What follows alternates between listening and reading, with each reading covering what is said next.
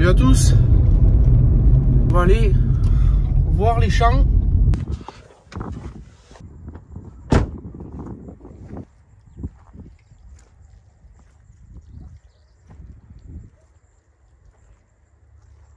Ici je me retrouve sur la parcelle, donc sur les parcelles que j'ai fait les essais, donc des différentes variétés comme je vous en ai parlé dans les précédentes vidéos. Donc on peut voir, bon là ça c'est vraiment beaucoup boueux. Donc ici on retrouve donc la Faverolles. Donc la Faverolles de variété Diva, c'est celle que je vais commencer en premier parler avec vous. La Faverolles, donc je l'ai semée au mois de décembre. Donc c'est la culture que j'ai semée le plus tardif, mais qui a été semée vraiment dans des conditions qui n'ont pas été trop favorables. Pourquoi? Parce qu'essentiellement il a eu plu beaucoup. Donc encore le terrain il est encore mouillé, il y a encore de l'eau. La Faverolles est au stade de, je crois il me semble 7 feuilles. Voilà, donc les premières feuilles elles étaient ici. Après elle s'est fait un petit peu manger, on peut voir les feuilles, elles se sont fait manger par, je pense, des chenilles ou des limaces. Je mets à peu près un écartement entre chaque pied de Faverolles. La graine, si vous voulez, de Faverolles, elle est assez grosse en soi, donc ça ne demande pas comme un blé ou un triticale. Donc on a le triticale juste à côté, vous pourrez voir après. Pas trop, trop serré quoi. C'est pas trop mal, mais bon, c'est la seule parcelle que j'ai fait cette année. J'avais fait que ça, et puis la semence, elle est assez chère, elle a augmenté, donc j'ai pas pu le faire beaucoup plus que ça. Donc après, c'est bien réussi.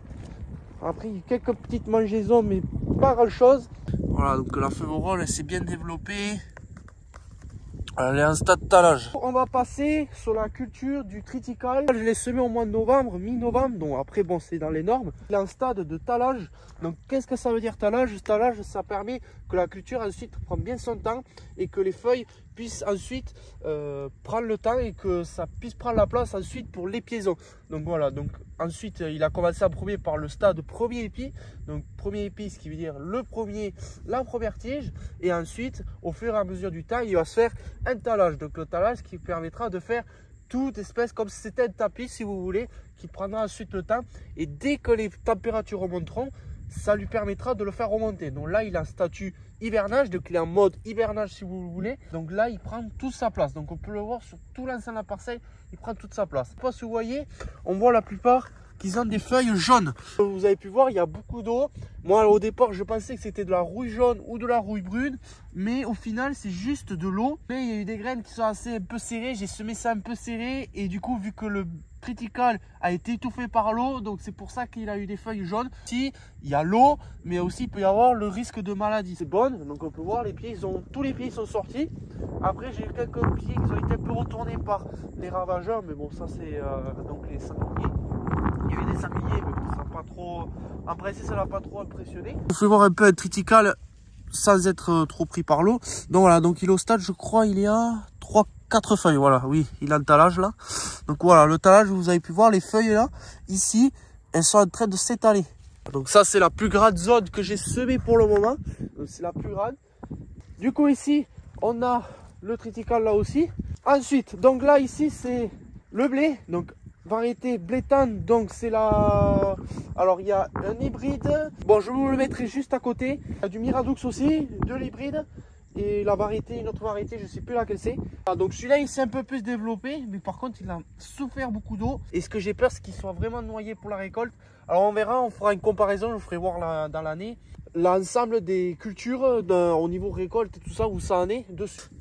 Là, il a souffert beaucoup d'eau. Et en plus, vu que ici, c'est des variétés, des terres variétés boulbène, vous avez pu voir, c'est assez, la terre est assez bien mouillée encore pour le moment. Trop souffert de maladies.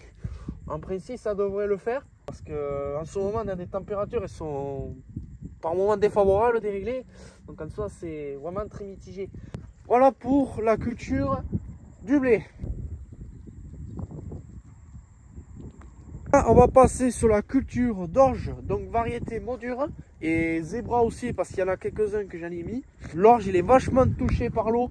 On peut voir, il est vachement jaune, il n'était pas du tout jaune au départ. Vraiment été touché par l'eau. Soit l'eau, soit il a été touché par une maladie. Alors je sais pas qu'est-ce que c'est, mais c'est vraiment assez frustrant. Il y a des tiges vertes. Mais bon, dites-moi le dans les commentaires, est-ce que du coup, est-ce que l'orge, il va repartir de plus belle au printemps? Ça je suis pas sûr, il faudrait qu'on me dise dans les commentaires ou pas. Parce que là je sais pas trop comment faire parce qu'en fait c'est entre l'eau et le fongicide. Mais bon, le fongicide, je sais pas si ça aurait arrangé la chose. Après moi je pense vis-à-vis, je pense que c'est plus qu'il est pris dans l'eau. Parce que vu l'eau qu'il y a qui est tombée beaucoup, je pense que c'est ça. Si c'est pas ça, il faudra intervenir un fongicide. Il faut le faire dans des conditions qu'il n'y a pas de vent. On peut voir là il y a du vent, donc là je peux pas passer un fongicide. Produits phyto et tout ça, il faut les passer pas au-dessus de 8 km/h de vent. Donc voilà, donc l'orge je l'ai semé. Par contre c'est la seule culture que j'avais réussi à semer dans des conditions optimales. Ici j'en ai 2 autres à la maison. Après ici ça sera des cultures que je ferai ici sur l'exploitation plus tard. 2 semaines normalement après le labour, je vous montrerai l'exploitation de mon grand-père et mon petite exploitation que j'ai à la maison. Courant mi-octobre, donc le 15 octobre, entre le 15 et le 16, donc dans la nord. Ici donc c'est des nouvelles parcelles que je vais semer. Donc ici on aura le lait, donc la parcelle que je ferai normalement au mois de mars. Ici on a un tas de copeaux donc que j'ai broyé, qu'on a broyé avec mon père. Ici on aura le sorgho qui sera dans cette longue parcelle jusqu'au fond. Alors après il faut que j'aille la broyer, mais bon là pour le moment c'est pas trop y rentrer, pas trop mou. Donc en vrai en soi ça peut passer. Donc ici on y effectuera un labour. C'est pour ça comme ce que je vous ai dit, le labour ici sera primordial. À côté on aura le tournesol. Donc le tournesol ça sera au mois d'avril, j'espère bien. Si un jour ça faudrait que ça sèche un bout de moment, parce que là c'est pas bon du tout quoi. Donc, voilà, donc elle va aller jusqu'à là-bas. Donc il y a à peu près, sur l'ensemble de tout, il y a à peu près 3-4 hectares il me semble. Pas mal. La parcelle ici, après elle est pas trop gorgée d'eau. On voit dans tous les cas tous ces petits résidus. Donc, des résidus ici, on peut voir il y a pas mal de résidus qui a poussé. Bon ça a grillé mais il faut quand même les broyer. Après quand ça va repartir, après ça sera plus compliqué et puis labourer ça fera que bourrer. Ça là-bas mon grand-père. Voilà. Ici à côté on a la parcelle labourée, que j'ai labourée, que j'ai passé du temps. C'est du tout trop évident de la labourer. Là, il n'y a pas d'eau parce que l'eau elle est inspirée à l'intérieur. Si vous voulez, quand vous la tassez, l'eau elle stagne. C'est pour ça. Donc c'est pour ça que je l'ai labouré dans des bonnes conditions. L'eau puisse rentrer à l'intérieur et que j'ai pas des difficultés ensuite. Ici on fera le maïs. Le labour ici il y a à peu près 15 cm de profondeur. Voilà. Et tout ça permettra aussi d'enfouir tous ces petits résidus qui poussent dans l'ensemble de la parcelle. Alors après ça sera en parcellaire. J'espère bien qu'un jour il devrait faire un peu plus meilleur que ça, parce que là pour le moment c'est pas très... En tout cas pour le moment c'est pas très satisfaisant pour un démarrage de 2025 avec des eaux, avec beaucoup d'eau dans les parcelles. Donc c'est comme ça, on va faire avec et puis on va espérer que 2025 on ait les meilleures récoltes, parce que moi cette année en récolte d'hiver en 2024 j'ai eu des grains. Le blé il n'a pas dépassé les 50 quintaux et l'orge je l'ai pas ramassé parce qu'il a été mort, parce qu'il a été pris par il y a eu des rats, il y a tout ce qu'il y a eu et c'est vraiment une catastrophe, une année 2024. Par contre une année à herbe, ça je peux pas dire, c'est une année vraiment beaucoup d'espoir pour l'herbe et qui va être encore, je pense, encore cette année. Donc voilà, bon, vous le verrez dans les vidéos quand j'irai labourer. Bon voilà, j'espère qu'elle vous aura plu la vidéo sur le tour de plaine. J'ai pas mal parlé, n'hésitez pas, je vous ai dit, n'hésitez pas à me poser des questions, des conseils, je serai là. Par contre, je voudrais répondre à un commentaire d'ailleurs, tant que je suis avec vous, vite fait avant que j'aille manger, parce que j'ai faim, j'ai pas mangé. À propos des bruits d'air, alors, les bruits d'air, je vais pas en reprendre, parce que voilà, du coup, on grandit, maintenant c'est fini, tout ça, c'est voilà, c'est juste de l'amusement. Là, maintenant, je commence à faire des choses sérieuses, des choses avec des vrais outils, des vrais matériels. Donc en soi, le bruit d'air, voilà, comme je vous ai dit, c'est quelque chose pour s'amuser, si vous voulez, faire des figurines, tout ça, voilà, montrer un peu comme si c'était la réalité. Mais bon, là, ça n'a pas été trop réalité, parce que les bruits d'air, voilà, c'est fait pour s'amuser, c'est pas fait pour faire des travaux, pour faire des hectares, si vous voulez. Maintenant, je vous montrer sur la réalité qui montre sur mon avenir. Donc c'est pas parce que je ne vais pas arrêter les bruits d'air, c'est que j'ai un avenir à faire. Je vais pas faire des bruits d'air tous les jours là, tout le temps, sans voilà. C'est pas juste que ce soit pas en soi concurrencer, si vous voulez, les bruits d'air. C'est juste voilà, c'est la réalité. Quand vous voyez tous les agriculteurs, ils sont pas sur les bruits d'air, ils sont sur des vrais matériels. Donc voilà, donc vous avez compris, les bruits d'air, c'est fini maintenant. Donc voilà, donc j'ai répondu à un commentaire sur la vidéo, il n'y aura plus de bruit d'air, ça sera sur la réalité. Donc c'est plus joli de vous faire voir la réalité avec les moissons, les récoltes, enfin les moissons, les labours et tout ça. Donc voilà, donc c'est voilà, les bruits d'air, j'en referai plus.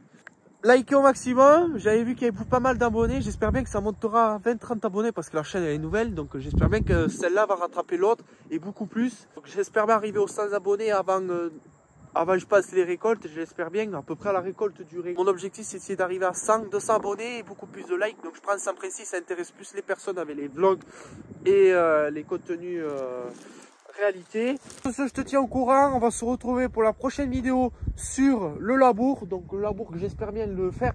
Mais bon, à mon avis, ça va être trop compliqué. Mais j'ai pas le choix, il faut que je le fasse dans tous les cas. Après le labour, on aura la présentation des fermes. Donc la mienne et la celle de mon grand-père. Eh bien, on continuera. Je sais pas encore. Donc là, je sais le programme, ce que je vais vous montrer. Je sais le programme là. Mais bon, voilà. Donc dans tous les cas, il faut que je fasse les labours. Il faut que je sois indulgent là-dessus. Bon, allez, sur ce, je te laisse, je te tiens au courant. Et je te dis à la prochaine sur les labours. Ciao, bye bye.